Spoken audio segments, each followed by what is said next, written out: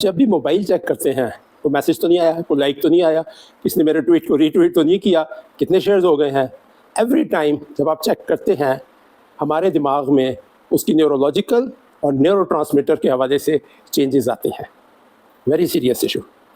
Number 2, digital जब हम देखते हैं कि we all majority at least do feel and majority have become social media के एडिक्ट हो चुके हैं। सुबह उठकर सबसे पहले फ़ोन चेक करना, कहीं इवन ऑफिस से आए तो फ़ौरन जो है उसको फ़ोन चेक करना, लंच ब्रेक पे बैठे हैं फ़ोन चेक कर लें, इवन रात को सोने से पहले किसी वक्त खुल जाए, चाहे नमाज के लिए उठें पहले फ़ोन चेक कर लेना है।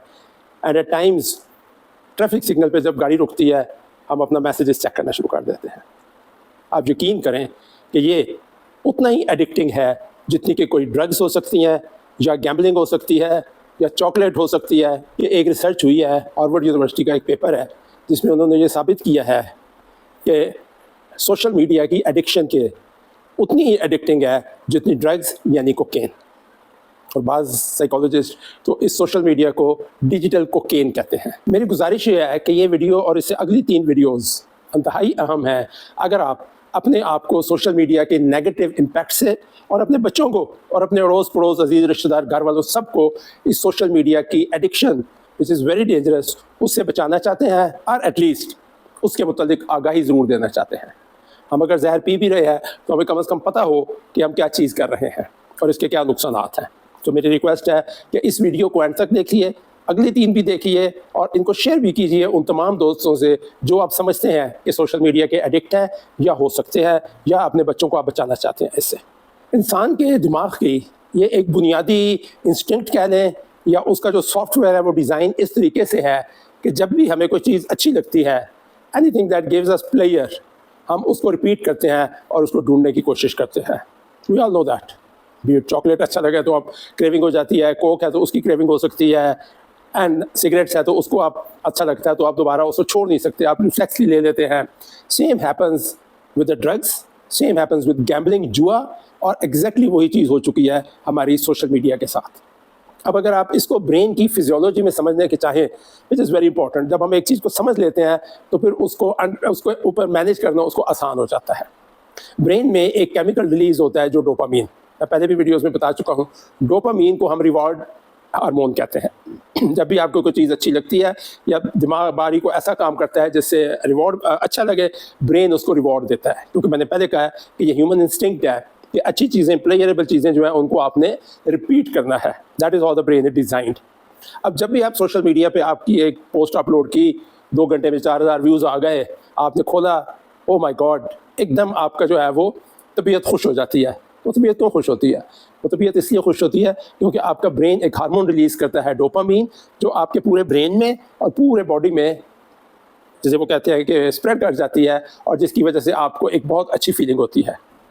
एक और चीज़ जो इस डोपामीन के रिलीज़ होने के मैकेनिज़्म को ज़्यादा ख़तरनाक बनाती है वो ये होती है कि जो रिवॉर्ड होता है वो 2 तरह का होता है।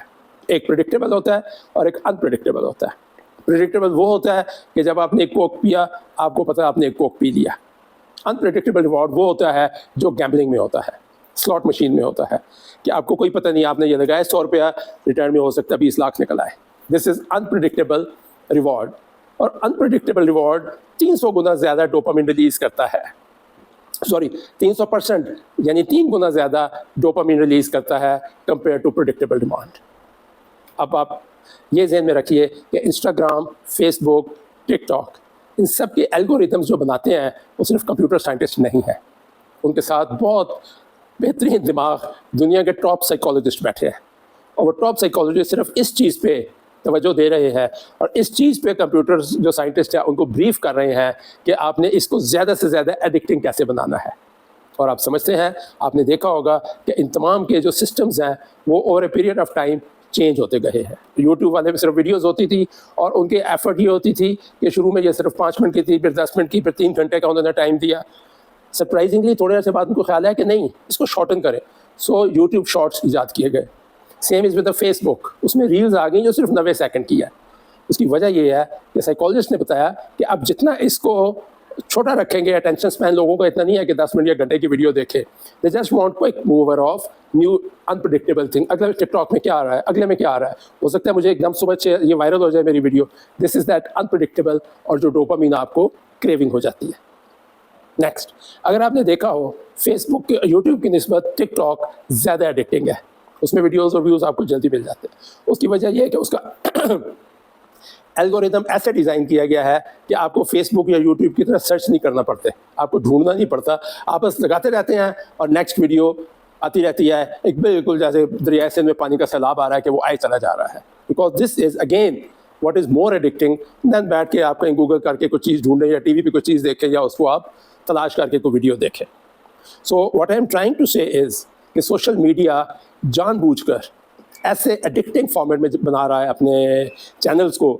Obviously it is business for them, लेकिन मेरे हिसाब से तो ये कई साइंसदान कहते हैं कि जो सोशल मीडिया के जो साइंसदान हैं जो इसको बना रहे हैं, they are probably as good और बैड एज ड्रग स्मगलर्स और ड्रग डीलर्स, क्योंकि वो लोगों को इस पर कन्विंस कर रहे हैं कि ज़्यादा से ज़्यादा उनकी इस पर एडिक्शन हो जाए। ऑब्वियसली उनका तो बिजनेस है, बट हमने अपना ख्याल करना है। एक स्टडी हुई है, मैं साथ रेफरेंस दे रहा हूँ, उस स्टडी ने ये रिसर्च की कि drugs, specially hard drugs, cocaine वगैरह, जब मैं ड्रग्स कहता हूँ तो हार्ड ड्रग्स, आइस हो गई, कोकेन हो गई, हेरोइन हो गई, वो जब कॉन्टीन्यूसली या ज़्यादा अर्सा तक एडिक्शन ली जाए, ज़्यादा अर्सा तक उनको यूज़ किया जाए, तो ब्रेन जो है उसके ग्रे मैटर जो होता है, ग्रे मैटर हमने आप सबको पता है व्हाट इज़ ग्रे मैटर, उस ग्रे मैटर पे उसका नेगेटिव इम्पैक्ट होता है। और वो नेगेटिव इम्पैक्ट ये है कि ग्रेजुअली ग्रे मैटर सुकड़ना शुरू हो जाता है। उसकी वजह बड़ी सिंपल सी है, जो डोपामीन का साइकिल है वो ग्रे मैटर को बाईपास करता है। जब आप क्विक वीडियोस देख रहे होते हैं, आपको रिवॉर्ड मिल रहा है, लाइक्स मिल रहे हैं, आपको सोचने का टाइम नहीं मिल रहा, ना आपको सोचने की ज़रूरत है, ये सारा काम कंप्यूटर मोबाइल कर रहा है आपके लिए। उसका मतलब ये है कि जब ग्रे मैटर के वो जो न्यूरोट्रांसमीटर का साइकिल है उसमें से ग्रे मैटर आउट हो जाता है, उतना उसकी न्यूरॉनल रिवायरिंग हो जाती है या उसकी यूटिलिटी कम हो जाती है। और इन द लॉन्ग टर्म जब ब्रेन के MRI और CT स्कैन किए गए, तो आप यकीन करें कि सोशल मीडिया एडिक्ट्स के ब्रेन के CT स्कैन और MRI मोर और लेस मैच कर रहे थे for a chronic drug addicts. This is not a joke, this is very serious thing and very serious concern.